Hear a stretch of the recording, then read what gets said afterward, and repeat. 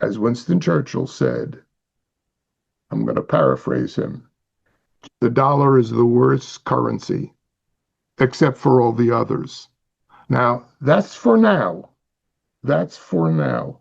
But we know that there are assets which can substitute. One of the reasons, and you know this better than I, one of the reasons gold is up by 50% since I wrote that article in April, last April, is that foreign central banks have been accumulating the precious metal. And that is something which most traders will follow, just like the old adage, don't fight the Fed when they are lowering rates, buy stocks. Don't fight central banks when they are accumulating gold. They are accumulating it for a reason. They do not trust the dollar. Saturday, June 14th, 2025, Maneco 64, home of alternative economics and contrarian views. Well, I recently interviewed William Silber, and you're going to be listening to this interview today. He is a follower of the channel. But before we start with the interview, I just want to give you a little bit of background on Mr. Silber. Well, he's the Marcus Nadler Professor of Finance and Economics at the Stern School of Business at New York University. He was also voted Professor of the Year by MBA students in 1990, 97, and 2018. In 1999, he was awarded NYU's Distinguished Teaching Medal. He was a senior economist with the President's Council of Economic Advisors and served on the Economic Advisory Panel of the Federal Reserve Bank of New York. There you go. I'm willing to speak with anyone here on this channel. And in the business world, he was a member of the Commodity Exchange and the New York Mercantile Exchange, where he traded options and futures contracts. Yes, he traded gold on Comex, gold contracts, that is. He was also a portfolio manager at Odyssey Partners. And you will want to listen to this because Mr. Silber, as you can see, is not some wacko conspiracy theorist, but he's worried about what's going on in terms of the debts, deficit spending, the dollar. And I think his perspective is really interesting. He's an author of many books. So with no further ado, here's the interview. Bill, it's nice to have you on again. Thanks for coming. It's a pleasure to be with you, Mario. I follow you relentlessly, so it's nice to talk again. Well, thank you for that. It's nice talking to you again, too. And yeah, I wanted to ask you because you wrote an article, and I'm going to share it here in a minute. Hold on. I think it was April last year. And it's entitled Trump and the Risk of U.S. Debt Default. And you point out that Trump has filed at least four times for Chapter 11 bankruptcy for his companies. And then you also say this is a low probability event, but one that would have catastrophic consequences, which could help explain the rise of the price of gold to all-time highs this year as Trump's presidential prospects have grown. So this was April last year, and I checked the charts, and we were just below 2,400, and so we're up almost $1,000 since then. So do you think this proves that the Trump administration is taking the U.S. into some kind of de facto default? Well, I'm glad you brought that up. In fact, just a couple of weeks ago, Project Syndicate, which published that, asked me for a follow-up comment about whether default is in the cards. As you properly say, this is a low probability event. This is not something that is highly likely. But anyone who ignores this as a possibility would be a mistake. Trump does have a history of default, um, and he's praised it as a strategy. So it's possible that if things turn out worse than we expect, it could be in the cards. Let me just bring up an editorial that appeared in the Wall Street Journal, which said that Trump's chairman of the Council of Economic Advisors, Stephen Moran, suggested that there be a tax on foreign holdings of government bonds, and said that this was tantamount to default. Lawyers would certainly disagree. If you put a tax on returns on government bonds, that would constitute a default. But the word default and Treasury securities has appeared since that article, and not just by me. So I think it's a low probability event, but as a second term president, and this is where my argument gets pretty strong.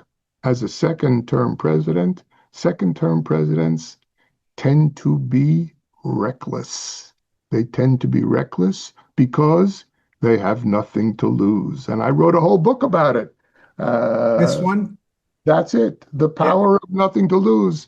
The Hail Mary effect. And if you look at the cover and you have it there, I'm glad that you do. There's Trump on the cover, and there's Yeah. of course right up to the right. Yeah, there's Trump on the cover. And when did you write this book again? I wrote that book was published in 2021. All right, yeah. So This was a long time ago, and it has, of course, Rosa Parks, who was the civil rights icon, and it has Aaron Rodgers. Aaron Rodgers is a great quarterback for the Green Bay Packers, who is famous for throwing a Hail Mary. What's a Hail Mary? I have nothing to lose, so I might as well go for broke. I remember Doug Flutie's Hail Mary worked well. We all remember Doug Flutie's Hail Mary. I didn't have room for him on the cover. But the notion that a second term president becomes reckless goes back in our history. And I can give you one particular president that has some similarities with Trump, if you like. Sure. And I don't want to monopolize this. no. And maybe you can also talk about why George Washington is there as well. Well, George Washington also had an incident. So I'll go back to George Washington. Yeah. Because he is the most famous picture of George Washington is Washington standing at the front of the boat crossing the Delaware. It's an iconic picture. Christmas Day, wasn't it? That was Christmas Day, correct. Absolutely correct. I have to be careful, more history than I do, Mario, or at least the same. So I have to be very careful, and I will. And he was crossing the Delaware. And people forget that crossing the Delaware at that time was a risky proposition. He was traveling to attack Trenton, which was held by the Hessians at the time. And the reason he did it was because he had nothing to lose. America was on the verge of defeat. He had written to his cousin in Mount Vernon saying, if we don't do something over the next few days, the game will be over. Literally, he said, the game will be over. So he took a bold strike because he had nothing to lose. I'm going to bring up another president that is related in some way to Donald Trump, even though he probably wouldn't want to admit it. Franklin Delano Roosevelt. Franklin Delano Roosevelt. If there's anybody who issued executive orders in the beginning of their presidency, aside from Trump, it was Franklin Delano Roosevelt.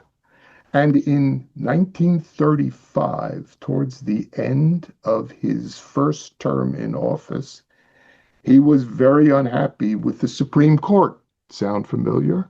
He was very unhappy with the Supreme Court because they had struck down many of his New Deal programs. And he wanted to pack the Supreme Court. He had a cabinet meeting in which he discussed it.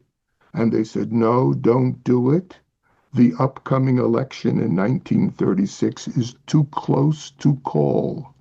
So he shelved his plan. And then when Roosevelt won in a landslide, by the way, in 1936, 2 months later, even before he began the second term in office, he in fact announced the plan to pack the Supreme Court.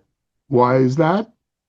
He had nothing to lose. He was already in a second term, a presumptive lame duck, and he took a, a bold but very risky and ultimately failing strategy.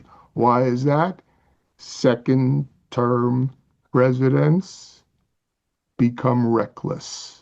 They become reckless because they have nothing to lose. This was a controlled experiment, the experience with FDR. He decided, he rejected doing it in the first term. He had too much to lose. In his second term, he did it, and of course, it was ultimately a complete failure. He controlled both houses of Congress, but unlike Congress today, they had some backbone, and they rejected this policy of packing the Supreme Court. But nevertheless, the lesson was clear. Second term presidents have nothing to lose, and therefore they become reckless. Nothing would be more reckless than having a default on government debt. Trump has defaulted privately. I'm not saying it's a high probability event, but do not dismiss the possibility.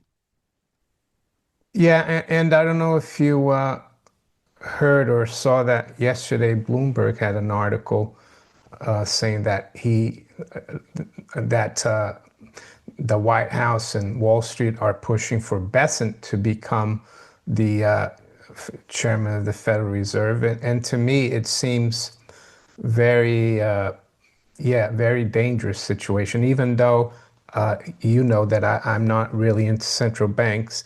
But if you are going to have a central bank, to mix it with politics would be even worse than what the Fed's done in terms of maintaining the purchasing power of the dollar.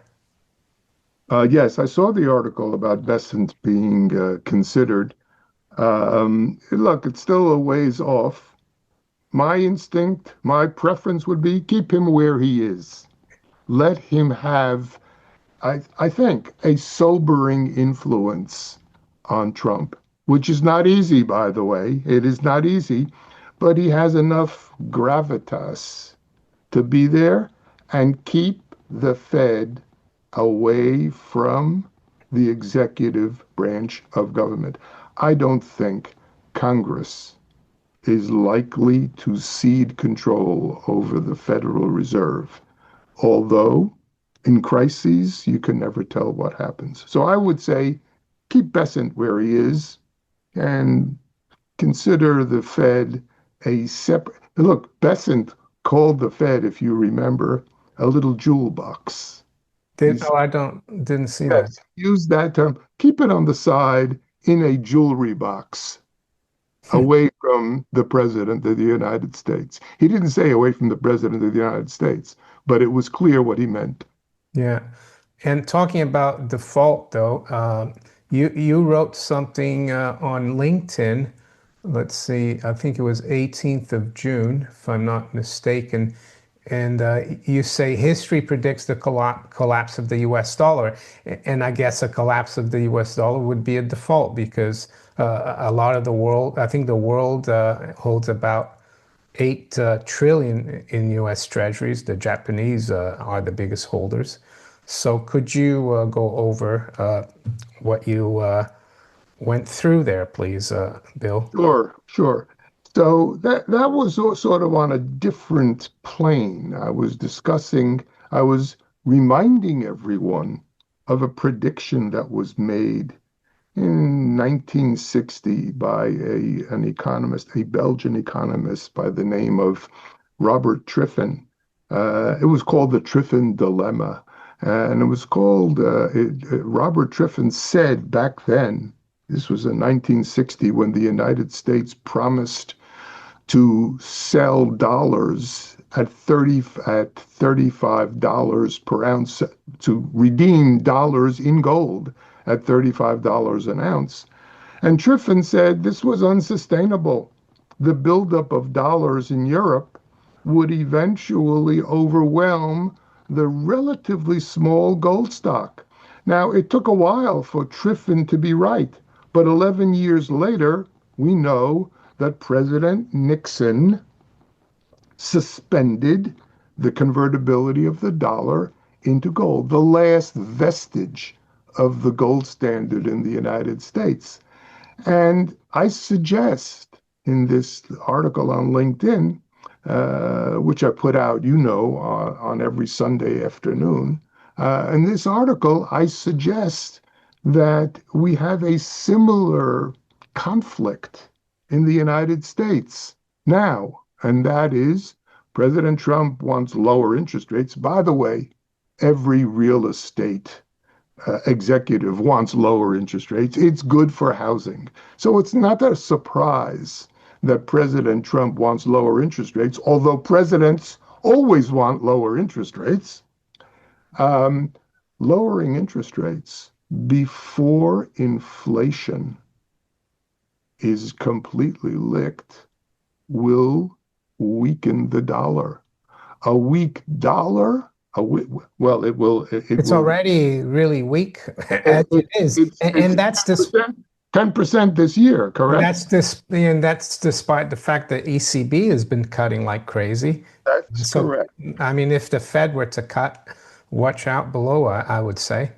I say I agree with you, Mario. I think that is a lowering interest rates today will make the burden of servicing the debt less. After all, right now, the United States is paying what? More than what we pay on defense as a percent of GDP in the form of interest payments on the debt. That's unsustainable. But lowering rates at the same time will exacerbate the weakness of the dollar and make our problems even worse. There's that same kind of tension between foreign debt holders and the ability to make payments on the debt. Yeah, I remember the Fed cut rates by 50 basis points in September last year, and the 10-year yield was at 3.6, and now we're almost at 4.5. So it might like help the short end of the yield curve, but I think it might even make things worse on the longer end. Yes, you saw that, by the way, right after they cut Yeah, by basis points, which was a mistake. It yeah, was a clear mistake. yeah, It was putting the cart before the horse. yeah. No right to do that. So, on that article you wrote on LinkedIn, I think you said that you wouldn't be surprised if the same thing happens now, um, that happened from 1960 to 71. So basically that you think eventually the dollar could crash, right? If nothing's done. Yeah, I think that we have a problem, and it's the reason it takes 10 years. It took 10 years back then, and could take that long, although you can never tell. Is it's hard to overturn the generally accepted medium of exchange. As Winston Churchill said, I'm going to paraphrase him, the dollar is the worst currency, except for all the others. Now, that's for now. That's for now. But we know that there are assets which can substitute. One of the reasons, and you know this better than I, one of the reasons gold is up by 50% since I wrote that article in last April, is that foreign central banks have been accumulating the precious metal. And that is something which most traders will follow, just like the old adage, don't fight the Fed when they are lowering rates, buy stocks. Don't fight central banks when they are accumulating gold. They are accumulating it for a reason. They do not trust the dollar. And talking about gold and traders, maybe you could talk a little bit about what you used to do in the 80s. You were a futures and options broker, not broker, trader on the Comex, right? For gold. Yes, I traded gold futures and gold options on the futures exchange, and that's when futures markets were virtual, not were real, not virtual. We Yeah, had a physical presence there, and one of the things that I learned as I a remember, sorry to interrupt you. I went to visit because I was a futures and options broker, and we used to use a broker on the Comex, and they were still on the floor. And when I went to New York, I still got to see the pit, and they were trading in the pit. So that's what bill means. Now it's all done on the screen, so you can't really see who's doing what now. Before I remember, they would say, "Oh, J.P. Morgan offering 1,000 at market or something." Yes, it was a physical operation where you could see who the counterparties were, and that turn. I mean, it was one of the most exciting experiences actually trading. But you knew then that you had to be very nimble. You had to be aware that there were risks. And one of the things a trader does is cut your losses. Don't. There is no such thing. There is no such strategy as praying and hoping. Praying belongs elsewhere, not on the floor of the exchange. Your best loss usually is your first loss. And that's one of the reasons, Mario, I do agree with you, and we've talked about this. I agree. Hold on for for your precious metals to ensure your portfolio against catastrophic events. But if you have too much of it, your stomach won't let you do that. So I would be very careful with how much you risk in precious metals. Hold on, you need it. But if you overinvest, you may be vulnerable to short-term fluctuations, which I know you're aware of. You have to be careful not to be scared out before the next rally. Yeah, and talking about trading and futures, aside from that, do you also, for example, now, do you hold physical gold and silver? Yes, I hold gold and silver, and I've recommended in Yeah. my LinkedIn posts every year Yeah. people to hold what I call, when I say hold gold and silver, I hold it because of portfolio insurance. Yeah. Want it when when nothing else works, it will work. And when there's fear for nothing else working, you must you must hold on. You must have some I have it, Yeah. both gold and silver. Yeah. So as we speak here, silver has been, well, broke out earlier, I think this week or late last week, broke that 35 level, the spot price. So, and we've talked about this book before here on the channel with you. And you said, oh, you don't need to talk about it again. But I said, I've got so many new subscribers since then that I wanted to talk about it. It's the story of silver by Bill Silber, which is silver in German, which is convenient. And I think it's a great book if you want to find out more about silver. Maybe you could tell us what it's about, the book.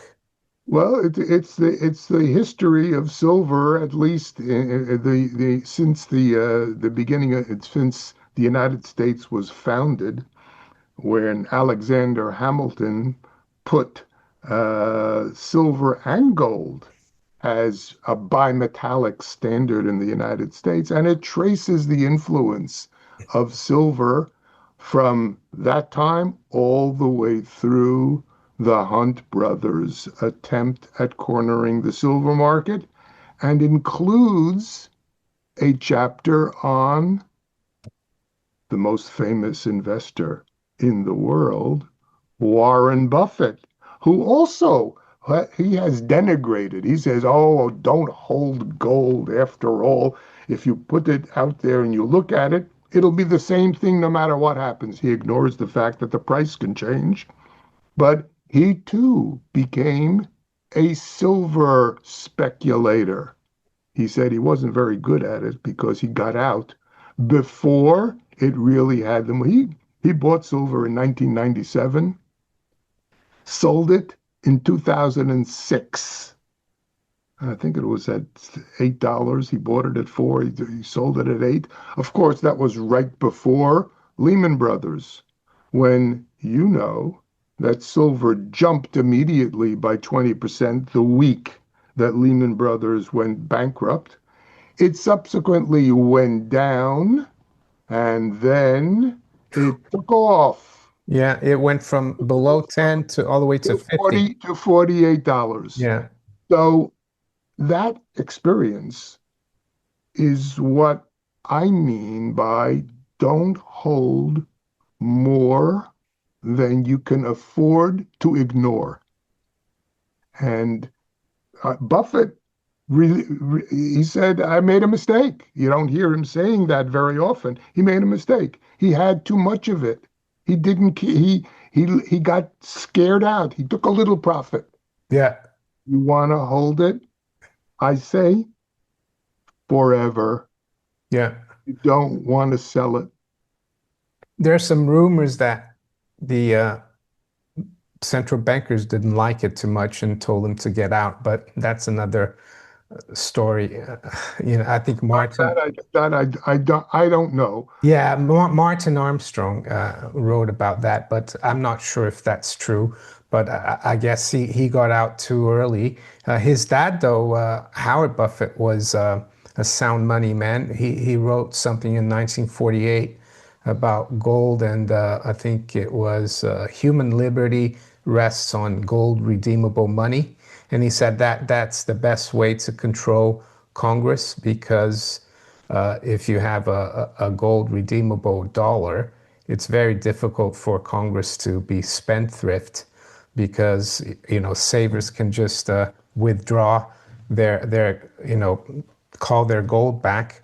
And I think that's one of the reasons why we are where we are, not just in the US, but here in the UK in terms of debt. When there's no anchor, politicians and the bankers in general, they just keep inflating. Is that the way you see it, Bill? Well, I do think you need an anchor. I am not so convinced that you could have gold as the anchor today. I just think it's very, very difficult. But you need fiscal control. Let me bring up Paul Volcker. You know that I wrote a biography of Paul Volcker. And what he did was what he's famous for is getting lowering the inflation rate by actually causing a recession in 1982. But he knew that the way you keep inflation under control and the way you keep inflation under control and the way you keep interest rates under control was fiscal responsibility. You must have fiscal responsibility to have a long run control over inflation and interest rates. He was in a congressional hearings in 1984 with Senator John Hines. Hines 57, the Ketchup family.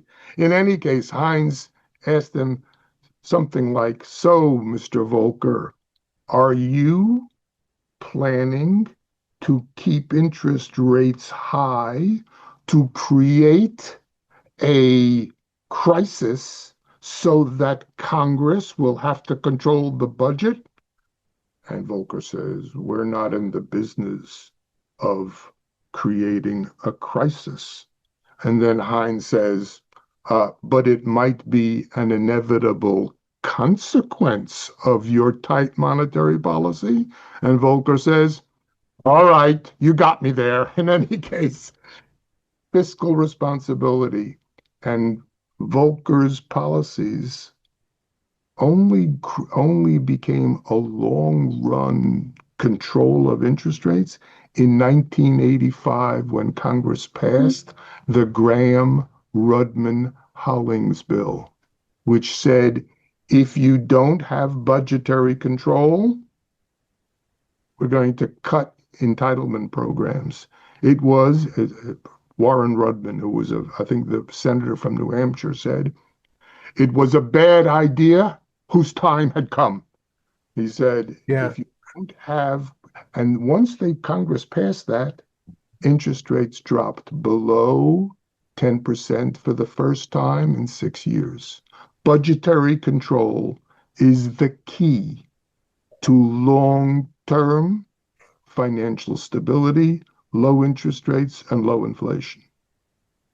So I didn't say it was easy, Mario. no, say how come the Congress is doing what it's doing now? I mean, it doesn't seem to matter what side of the aisle is in charge. They just keep spending, and I mean, we have a deficit in the U.S. of 7% of GDP, which is usually synonymous with a crisis or a recession Or a war, or a or a war. war. Yeah. So can you imagine if we get a recession? What that's Yeah, I must say, this is the reason. This is one of the reasons I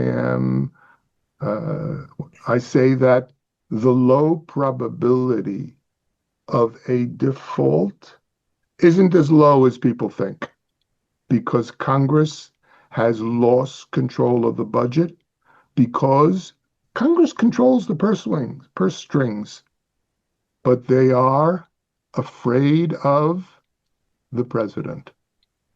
And that to me is a systemic problem that could lead to the unthinkable.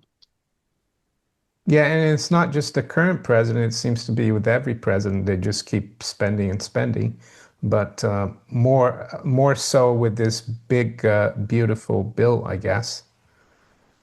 This big beautiful bill should should be completely revamped. Yeah. So, So I guess the Senate hasn't approved it yet. no, it hasn't, but I don't hold out much hope for Yeah. senators getting behind overthrowing it. It's just they're afraid of Trump. Yeah. So I guess, Bill, the United States is going to learn the hard way once everything implodes. Then people will change. It always seems to be like that, not just in the U.S. but everywhere else. I think here in the U.K. is going to be the same thing. We have a government that just keeps spending, like focusing on the public sector and like punishing the private sector. So yeah, I'm not very hopeful. And with that, Bill, I'd like to thank you for your time, and hopefully we'll keep in touch through LinkedIn and have you on again. My pleasure, Mario, anytime. And I say, I follow you regularly, Mario. So uh, be careful what you say, Mario. Thank you. Thank you very much for Thank giving you. the opportunity to talk. You're welcome.